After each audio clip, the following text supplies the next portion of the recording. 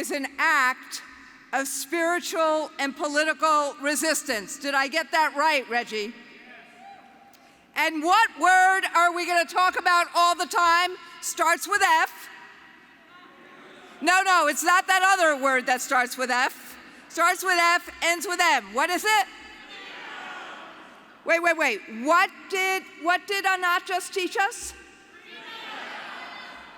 So it's an honor for me to be here, and it's an honor for me to be with the activists who have moral courage every single day, regardless of what is going on in the world. And I know tonight's theme is how we win and how we save democracy, not whether we win, but how. And I think that's because the stakes are so high for our freedoms, our democracy, our schools, economic fairness, dignity, climate. I would say everything's on the line. And I said to my own convention this year, and yes, I am still a social studies, high school social studies teacher, that if we don't win, let's hear it for teachers. If we don't win, this will be the last free and fair election we have for maybe a generation, maybe forever. And look, we know what the other side's tactics are. Anat just told you, but you live it all the time. Fear, anger, smear. And remember how the Tea Party started, February 18th, 2009, with an infamous rant on the trading floor by a wealthy CNBC anchor. And things have gotten worse since then. And you heard Anat talk about all of this. And maybe the one most important thing I can tell you is believe them when they tell you what they're doing, because they're not hiding their motives anymore. So take activist Christopher, I wouldn't even call him an activist, take Christopher Rufo, that to achieve their goal of essentially ending public schools as we know it, he says it, to achieve their goal of a universal voucher system, they need to be ruthless and brutal and operate from a premise of universal public school distrust. They decided when they saw what was going on in February 2021, they decided that attacking public schools was their means of dividing voters. And look at what they have done since then. Extremists playing on fear, fear of the other, fear built on false narratives. As the country becomes more diverse, they prey on racial and economic anxieties, stirring up resentment, stirring up racial, ethnic, and gender tribalism. And public education is smack in the middle of this. I'll give you two examples. Look at what Florida Governor Ron DeSantis said this week. What? He claimed that elementary school workers are instructed to tell kids to switch genders. I'm serious. Indeed, all you need to know about DeSantis is that Alex Jones just changed allegiance from Trump to DeSantis. And Trump recently said about teachers, you would not trust these people to babysit your children for 20 minutes. Why should we let them educate millions of American students? We must liberate these children from captivity of these Marxist teachers. Why am I telling you this? Because you just heard what Anat said. They're using this code. They're trying to divide. They're trying to create fear. That is who they are. The tip lines in Virginia and New Hampshire. So this is what the rest of my 5 minutes and 15 seconds is about. What do we do about this? Because we're fighting back and we're not backing down. So when they try to ban books, you know what books they're trying to ban right now? Anne Frank, The Diary of Anne Frank. The Diary of Anne Frank. The books about Ruby Bridges. Why are they trying to ban those. Because what do those do? They create community. They create empathy. They basically say to other children that this is what happens in another religion or another race when kids are oppressed. And let's unify and fight that oppression together. Let's understand another kid. That's why they're banning them. So, when they ban books, we give out books. 1 million books we're giving out of diverse titles all across the country.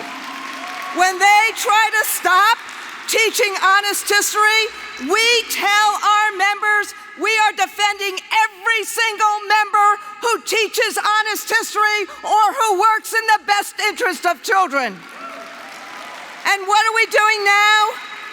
We are working on fighting for the basics that kids need right now to get them as normal a school year as possible.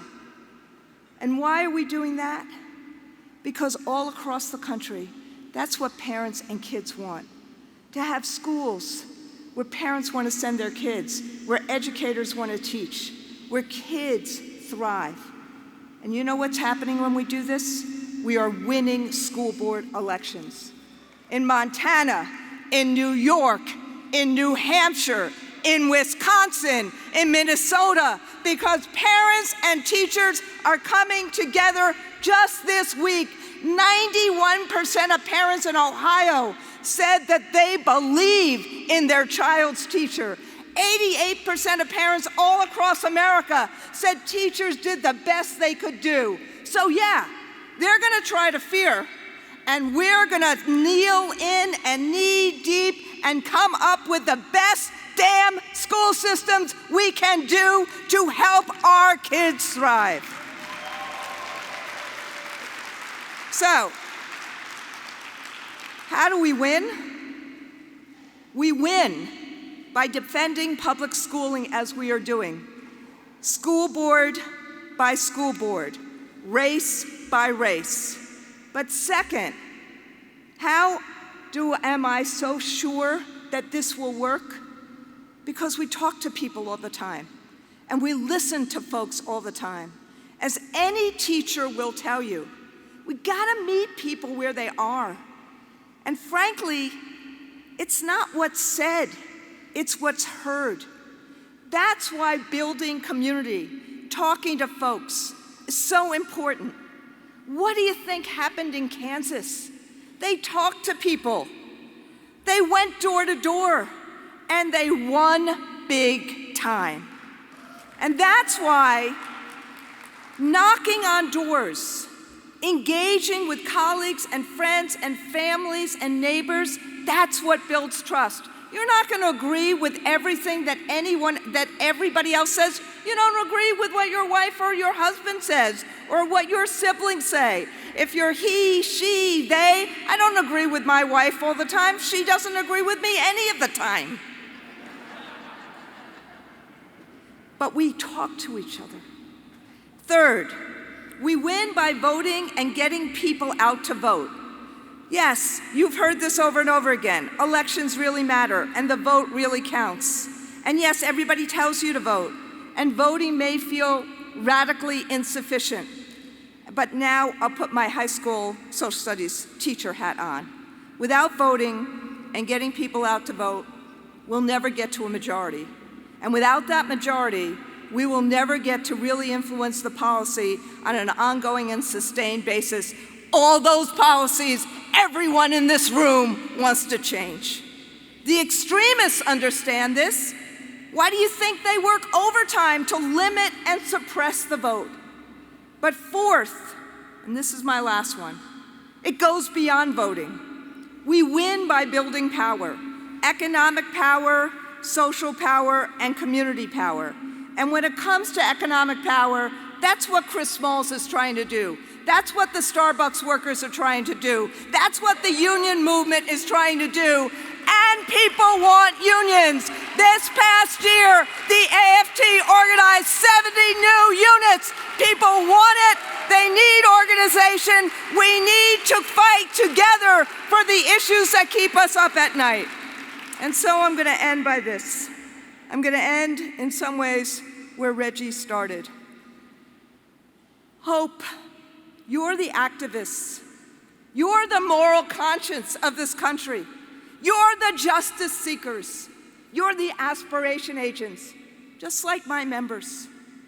And as Grace Paley said, the only recognizable feature of hope is action. Action. Action. To get out the vote, to talk to people, to make it matter, to talk about freedom, the freedom we need, the freedom we strive for, the democracy we need, the public schools we need, the economic freedom we need. And if we do that, we will see all across the country what we saw in Kansas this month. Thank you.